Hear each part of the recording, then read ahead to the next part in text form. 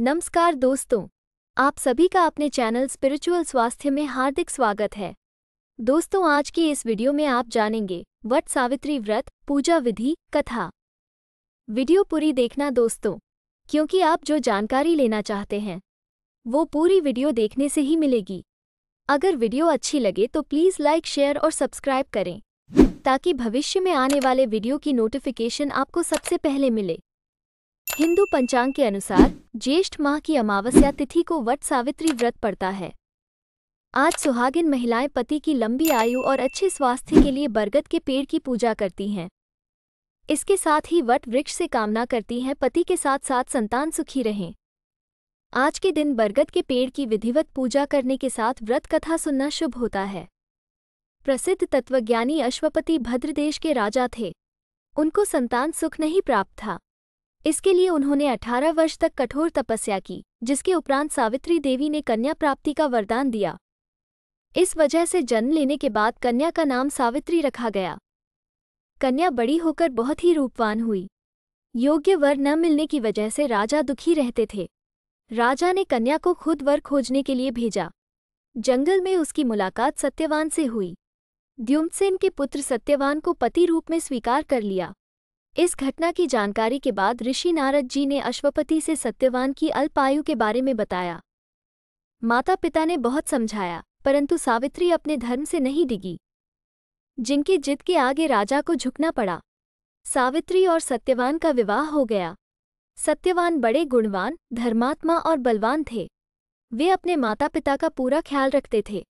सावित्री राजमहल छोड़कर जंगल की कुटिया में आ गई थी। उन्होंने वस्त्राभूषणों का त्याग कर अपने अंधे सास ससुर की सेवा करती रहती थी। सत्यवान की मृत्यु का दिन निकट आ गया। नारद ने सावित्री को पहले ही सत्यवान की मृत्यु के दिन के बारे में बता दिया था। समय नजदीक आने से सावित्री अधीर होने लगी। उन्होंने 3 दिन पहले से ही उपवास शुरू कर दिया। नारद मुनि के कहने पर पितरों का पूजन किया। प्रत्येक दिन की तरह सत्यवान भोजन बनाने के लिए जंगल में लकड़ियां काटने जाने लगे, तो सावित्री उनके साथ गई। वो सत्यवान के महाप्रयाण का दिन था। सत्यवान लकड़ी काटने पेड़ पर चढ़े, लेकिन सिर चकराने की वजह से नीचे उतर आए। सावित्री पति का सिर अपनी गोद में रखकर उन्हें सहलाने लगी। तभी यमराज आते दिखे, जो सत्यवान के प्राण लेकर जाने लगे। सावित्री भी यमराज के पीछे पीछे जाने लगी। उन्होंने बहुत मना किया, परंतु सावित्री ने कहा, जहां मेरे पतिदेव जाते हैं वहां मुझे जाना ही चाहिए। बार बार मना करने के बाद भी सावित्री पीछे पीछे चलती रहीं।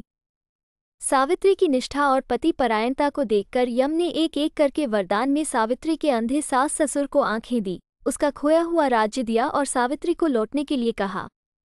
वो लौटे कैसे? सत्यवान के प्राण तो यमराज लिए जा रहे थे। यमराज ने फिर कहा कि सत्यवान को छोड़कर चाहे जो मांगना चाहे मांग सकती हो। इस पर सावित्री ने 100 संतानों और सौभाग्यवती का वरदान मांगा।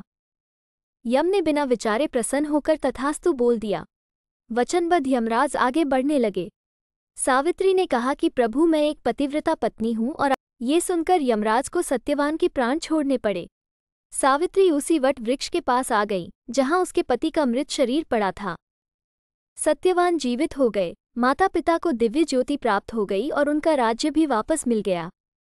इस प्रकार सावित्री सत्यवान चिरकाल तक राज्य सुख भोगते रहे। अतः पतिव्रता सावित्री की तरह ही अपने सास ससुर का उचित पूजन करने के साथ ही अन्य विधियों को प्रारंभ करें।